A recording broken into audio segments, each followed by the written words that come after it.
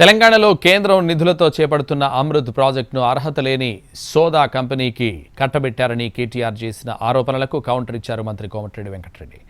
ప్రతిమ, Gaza కంపెనీలు కేటీఆర్ సన్నిహితులవేనని వాటిని రద్దు చేసి మళ్లీ టెండర్లు పిలవడంతో ప్రభుత్వానికి 65 కోట్లు మిగిలాయన్నారు. ఈ రేసింగ్ కేసులో విచారణను తప్పించుకునేందుకు కేటీఆర్ ఢిల్లీ వెళ్లారని, ఇష్యూని డైవర్ట్ చేసేందుకు యత్నిస్తున్నారని ఆరోపించారు మంత్రి కోమటిరెడ్డి. మనోహర్ లాల్ ఖట్టర్ గారిని అడిగినాం. 8,888 కోట్ల రూపాయలతో కేంద్ర ప్రభుత్వ డబ్బులు ఏవైతున్నాయో వాటికి టెండర్లు రాష్ట్ర ప్రభుత్వం పిలిచింది. 6 ప్యాకేజీల్లో పిలిచింది. ఈ 6 ప్యాకేజీల వివరాలు ఇంతవరకు ఏ వెబ్సైట్లో లేవు.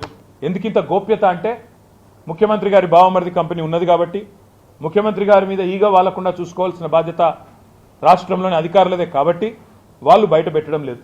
మాకెట్లా దొరికింది దొంగలంటే, Indian Hume pipe company letter రాసింది ఎన్ఎస్సికి, బిఎస్సికి. మాకు పని వచ్చింది తెలంగాణ ప్రభుత్వంలో 1137 కోట్లు.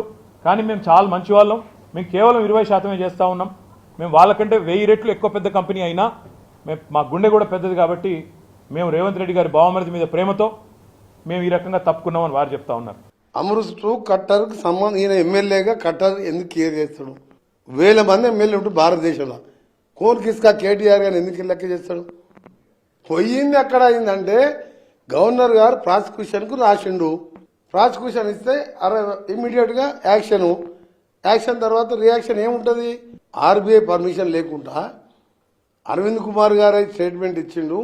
Over order of honourable minister KT Rama Rao గారి ఆర్డర్ రిలీజ్ చేసిన అన్నాడు. అయిపోయి దొరికిపోయింది. అక్కడ బోగస్ కంపెనీకి పౌండ్స్లో ట్రాన్స్ఫర్ చేసినాం. అది అరెస్ట్ అవుతున్నాం అని చెప్పి, అరెస్ట్ అవుతున్నారు, కేసులు అందరు పెద్ద కేసు అవుతుందని చెప్పి కలెక్టర్ మీద దాడి చేయించినాం.